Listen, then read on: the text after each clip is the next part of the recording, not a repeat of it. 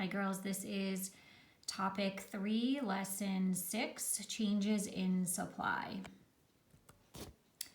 So just as a little warm up, pretend you own a collection of original action figures from a popular movie. An easy one would be Star Wars, if you have Star Wars action figures. You notice that the price of these figures is increasing rapidly on eBay.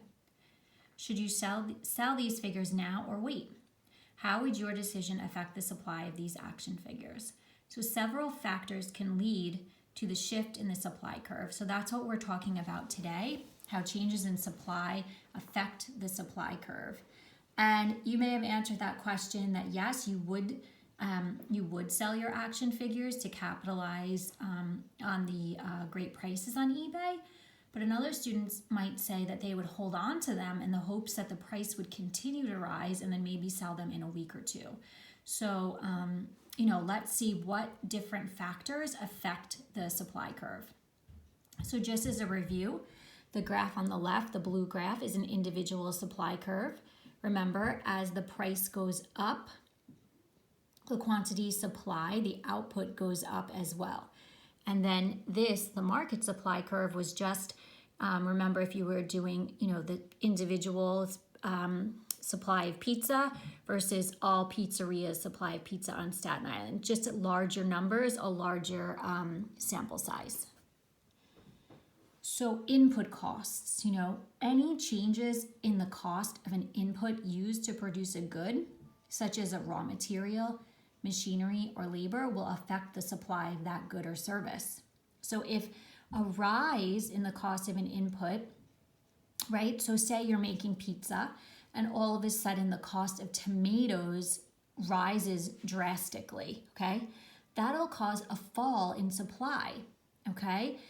At all price levels, because now the good has become more expensive. And if you think back to our original lessons on supply, at $1 a slice, a lot of people will buy pizza. At $7 a slice, most of us will not. So if the inputs, just like I said, tomato sauce now is really, really expensive for that pizzeria owner to get or to purchase, he or she is going to have to increase the price of that pizza, right, in order to make a profit. So a rise in the cost of an input will cause a fall in the supply, right? Because again, it's going to become more expensive to produce and with a more expensive price. So then the vice versa is true. A fall in the cost of an input will cause an increase in supply at all levels, because now if it's cheaper to make that pizza, the price goes down and of course the supply will go up. All right. So if the cost that a dairy farmer, here's an example, right? If the cost that a dairy farmer pays for feed, that's food for the animals, labor and fuel increases, what will happen to the price of milk at the supermarket? Okay, I hope that you can see that rising costs or those increased costs for that dairy farmer will decrease the supply at all price levels, right? So supply curve will shift to the left. Output will decrease, okay? Because the price of milk is going to go up, right? So if the price of milk goes from $5 a gallon to, let's make it astronomical, $12 a gallon, right? A lot of people won't buy it at that price, right? So supply will shift to the left. Technology, another thing that can affect supply. So advances in technology can lower production costs, right? In many industries. So automation using robotic tools can save on labor costs, right? So just think about how computers have simplified tasks. They help companies cut costs all the time. Just using email. Think of what we're using today to have virtual school, email, Zooms, Google Classrooms, right? All of that allow for us to communicate in an instant. So technology can actually lower costs. So again, if you're lowering costs, it's cheaper, it would increase the supply at all levels, right? So this causes a shift in the supply curve to the right because output will increase. Okay, what about government policies and changes? So the government has the power to affect supplies of many types of goods. So by raising or lowering the cost of producing goods, the government can encourage or discourage an entrepreneur or an industry within the country or abroad. Okay, so let's dig a little deeper, how the government can affect supply. So a subsidy, I don't know if you girls have ever heard that term, but a subsidy is simply a government payment that supports a business or market. So it's money that the government gives a certain firm or a certain business in order to, help them at that time. So if a business receives a subsidy, it'll usually lower the cost for that firm and then allows the firm to produce more goods, right? So the output would increase. Some examples are that in developing countries, governments will often subsidize certain manufacturers to help those industries grow, to help protect them from foreign competition. This is always one of my favorite examples in France. The government subsidizes, so they give money to small farmers in France to protect their lifestyle and the character of the French lifestyle. So they'll give those farmers money so they can stay in business, and just envision yourself in the south of France, drinking wine and eating cheese, thanks to those government subsidies, when you're 21, of course, right? So that lowers the cost for those farmers, right? So supply will increase, and then the supply curve shifts to the right, okay? So when the supply increases, it's always going to shift to the right. Excise tax is another thing that the government can impose. So the government can reduce the supply of some goods by placing an excise tax on them. So that excise tax is on the production or sale of a good. So it's going to increase the production cost, right? Because now there's an added extra cost for each unit sold. So excise taxes are unique in that usually excise taxes are meant to discourage the sale of some goods. So what would the government want to discourage people buying? So, alcohol, cigarettes, high pollutant gasoline, vaping products, right? So if you purchase any of these products, which hopefully none of you are, because you need to be 18 for cigarettes, 21 for alcohol, but consumers don't even realize that they're paying an excise tax because they're built into the cost of the unit, okay? So any of those, vices, as we could categorize them, have this excise tax on them, reducing the supply. So again, it's going to increase the cost of for the manufacturer, which means supply will decrease. So if supply is decreasing, supply curve will move to the left, okay? Because supply is decreasing. So right increasing, left decreasing. Still with the government here, they can impose certain regulations. A regulation is a government intervention, right? They're intervening in a market, and that will affect the price, quantity, or quality of a good. So this is an indirect way of raising or lowering supply of goods. So again, the government can require car manufacturers to install technology to reduce pollution from the auto exhaust, okay? So again, that government requirement, that regulation is going to, cost, let's say Ford Motor Company to spend more money, right? It's going to increase their cost of manufacturing that cars now that they have to install this very particular technology.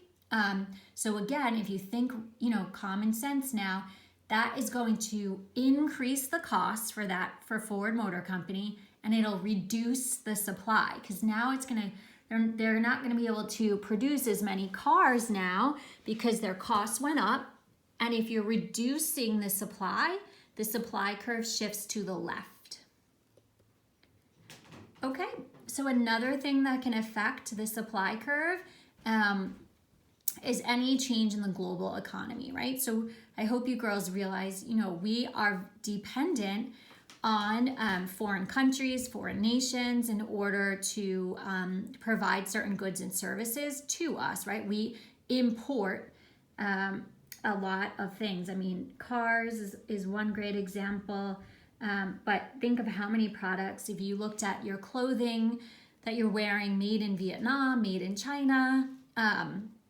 So, I think, or hopefully, you realize that we are a really global economy. So, supplies of imported goods are definitely affected by changes in other countries, right? So let's just use, these are a couple examples, right? So if we as a country import carpets from India, okay, if those Indian workers at the carpet manufacturers all of a sudden had an increase in their wages, so that's an increase in their salaries, right? So that again is going to decrease the supply, right? Because now that manufacturer has to pay its employees more. So the supply would decrease, okay?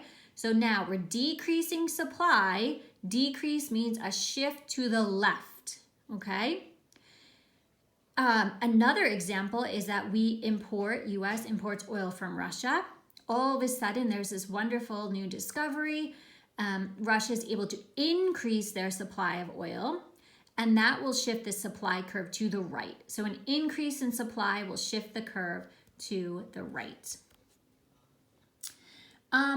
This one's super interesting. So future expectations of price can affect the supply.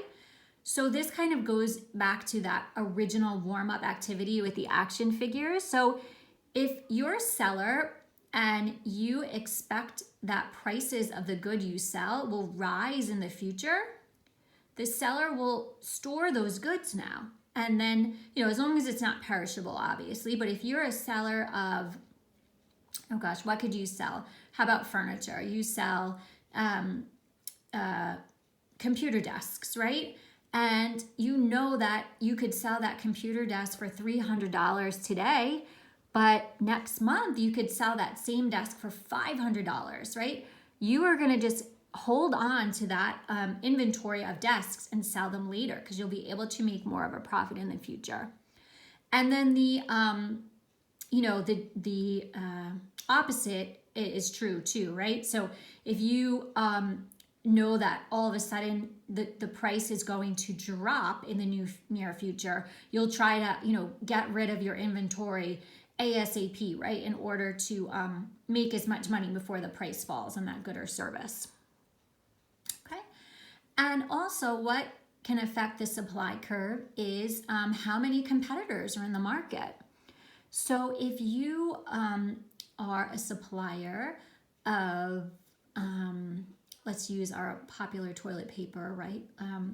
During coronavirus, right? So you're a toilet paper manufacturer, and all of a sudden, people realize that, a lot of Americans want toilet paper, so they start manufacturing that as well. All of a sudden, the supply will rise, right? And the curve will shift right. If suppliers stop producing toilet paper and leave the market, the supply will decline, right? So there's a positive relationship between the number of suppliers and the market supply of a good, right? Because if more suppliers enter the market, that supply will increase. And then this is just another thing to kind of analyze or think about when we're talking about this suppliers in the supply chain. So where do you produce? So if you are, a coffee plantation, coffee owner, right? You're growing the coffee beans, do you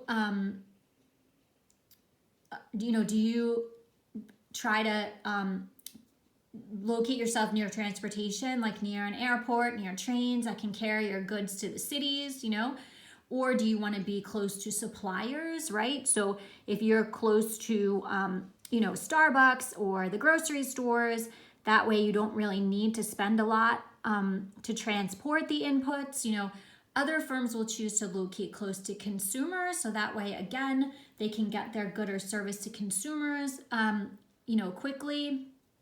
Or a lot of firms will choose to locate near human capital, right? So those specialized workers. So that's why, certain cities are known for having like New York City, obviously, Manhattan, Brooklyn, has so many businesses. But, when you think of Silicon Valley, right, out in California, the reason why a lot of those big tech companies are out there is because they were drawn to workers, right? They could find really valuable employees, educated employees in that, in that specialize in technology, social media, marketing, that coders, so they chose to locate their businesses near workers.